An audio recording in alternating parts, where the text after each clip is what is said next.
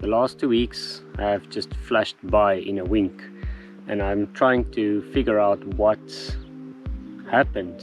What did we do over the last 2 weeks? The goats have been quiet in terms of kidding, and there is still Lana that's pending a birth. It's hard to say when. Her udders have dropped and it could be any day. The sheep has been doing pretty good with the new feeding pattern that my father's been administering. The roughage ad hoc available all the time seems to be solving all problems. No more frothy bloat or any bloat at all, so constant availability of roughage. The electric fence gave us some issues a few nights ago. The thing with solar batteries these days is that every guy and his uncle is making them, and they're all seemingly coming from the same place, and you don't know what you're getting. And what I'm seeing now is a battery failure of a battery labeled for solar and deep cycle use after only 8 months on the electric fence system that we're using here on the farm. Now the failed battery inside there is a 35 ampere hour battery, which charges full every day quite early in the day, because the fence energizer uses a few watts only, and there's no way that this energizer drains 35 ampere hours or even remotely close to 20% of that.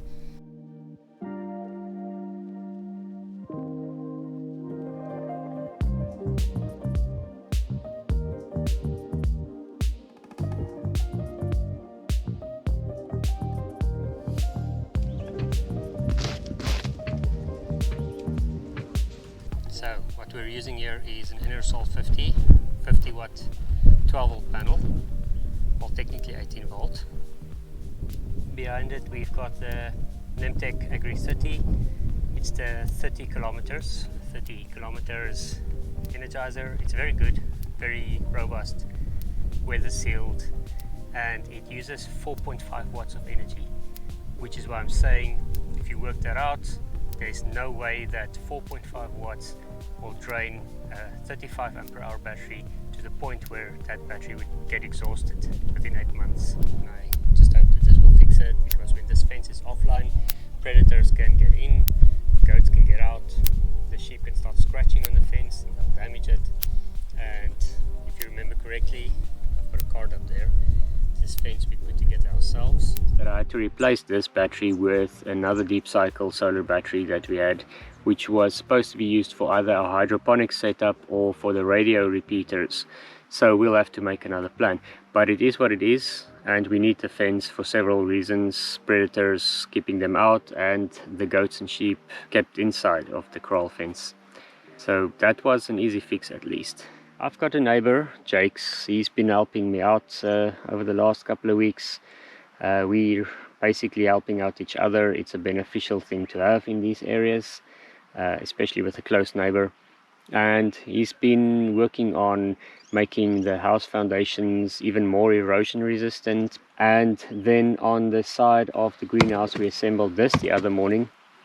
And this greenhouse will in the very near future become the germination station, as well as being a host to some of the larger hydroponic stuff that Alexia is going to grow, and that will go into the greenhouse. So I'm very glad that we assembled this, which reminds me of the next project that we started with, and this will be part of the part 2 of the food growing videos.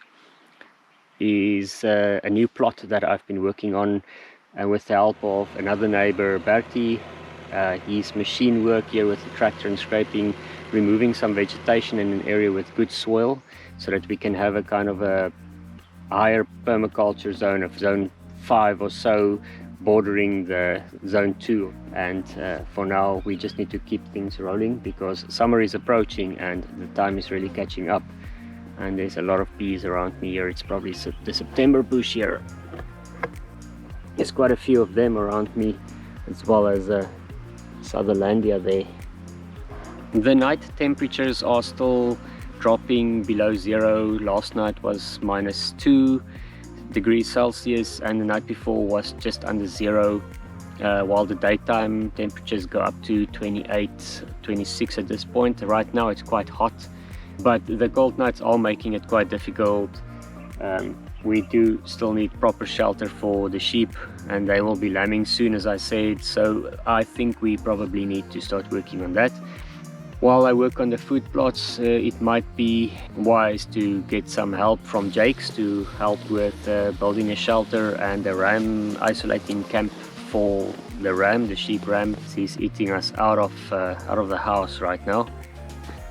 I'm quite glad that I've sowed the brassicas, the black mustard and all the others as pioneers and leaders ahead of the grass on the crop circle, because with the sporadic frost the last couple of weeks, the brassicas, which are frost resistant, have definitely protected the grass from any damage.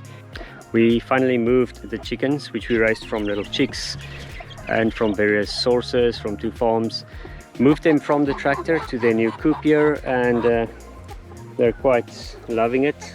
As you can see, they're following me around. Alexia treated them. We used Deletol for external parasites.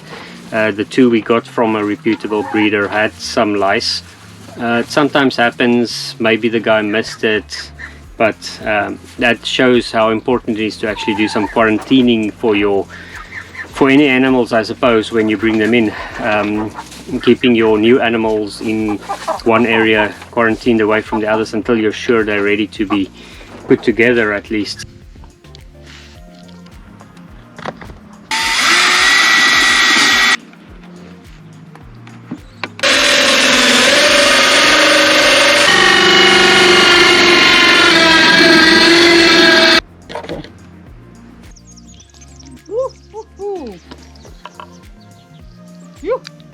Yeehaw!